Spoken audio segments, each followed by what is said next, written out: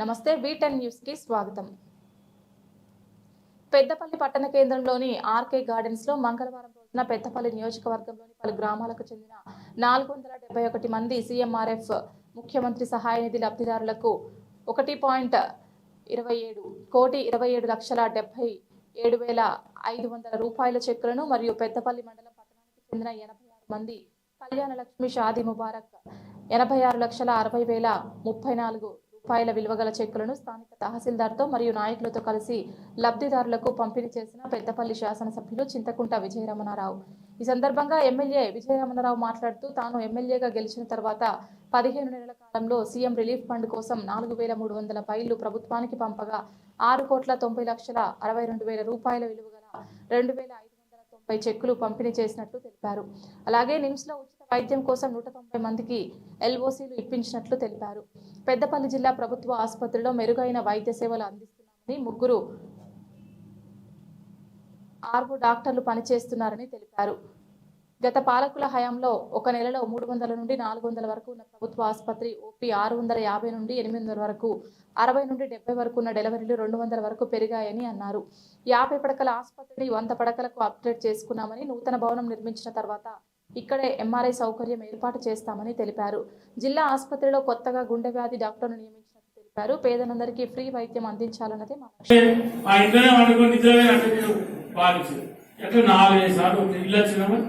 తిరిగి మీ సేవ సంఘాల్లో పెట్టి పైసలు వచ్చినాయి, ఖర్చు పెట్టి కాగితాలు వేయనాయి, అన్ని వేయనాయి, లాస్ట్ లేదు. ఇవాళ ఇల్లు ఇచ్చే కార్యక్రమం స్టార్ట్ అయింది. పెద్దపల్లి నియోజకవర్గంలో 6 మండలాల 6 గ్రామాలు ఇవాళ ఓదర మండలం శారగుండ గారు, శ్రీరాంపూర్ అంకంపల్లి గారు, పెద్దపల్లి మండలం లిమ్మనపల్లి గారు, సుల్తానాబాద్ మండలం కాటనపల్లి గారు, ఎలిగేడు మండలం శివపల్లి గారు, జూలపల్లి మండలం కోలాపల్లి గారు, ఈ 6 గ్రామాలలో నిన్నటి వరకు ముగ్గురు వచ్చాం. అన్ని ఇల్లు స్టార్ట్ చేసాం. బేసిమెంట్ వరకు ₹1,00,000, లింటర్ లెవెల్ వరకు ₹1,00,000, స్లాబ్ వేసుకుంటే ₹2,00,000. మళ్ళీ ఇల్లు కంప్లీట్ చేసి కలర్లు వేసుకొని సున్నం వేసి ఇల్లు కంప్లీట్ చేసి మిగతా ₹1,00,000 వస్తాయి. 400 SFT ప్రభుత్వం కట్టుకోమా ఉంది. నిన్న మంత్రి గారితో స్పెషల్ గా పర్మిషన్ తీసుకొని ఇంకో 200-250 SFT ఎక్కువైనా పర్వాలేదు అని అన్నా. మీరు పర్మిషన్ ఇవ్వాలంటే సరే కట్టుకోమని చెప్పి పర్మిషన్ ఇద్దామని చెప్పారు. మీ అందరికి కూడా ఇల్లు వచ్చారు.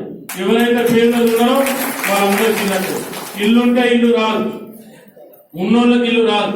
జాగా ఉండి ఇల్లు లేని వాళ్ళకి జాగా ఇప్పించే బాధ్యత మాది.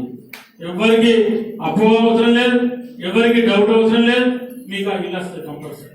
కానీ కొంతమంది చాలా మంది ఏమనుకుంటారంటే పాపం పేరు సార్ లెక్కనే ఇల్లు వస్తుంది మేము ఏమో చెప్తామంటారు. బాగా అమౌంట్ 5 లక్షలు ఇల్లు. దానికి ఇప్పుడు సాఫ్ట్వేర్ పెట్టివ్వాలి. మీరు ఏంటంటే ఇల్లు ముగ్గుతామో అక్కడ పెట్టి ఫోటో తీస్తారు. వచ్చే ఇంజనీరింగ్ అయితే 4 పక్కల దాన్ని ఆపి తిప్పుతాడు. దాన్ని మళ్ళీ ఆపి డౌన్లోడ్ ఇమ్మడే చెప్తే అది సెక్రటరీ లింక్ ఉంటుంది. ఆ ఇల్లు ఏ లెవెల్ అయిందో వాళ్ళు పెద్దపల్లి కాన్స్టిట్యూన్సీ ఊరు అని చెప్తే ఆ పేరు ఆ ఊరు మొత్తం వస్తారు.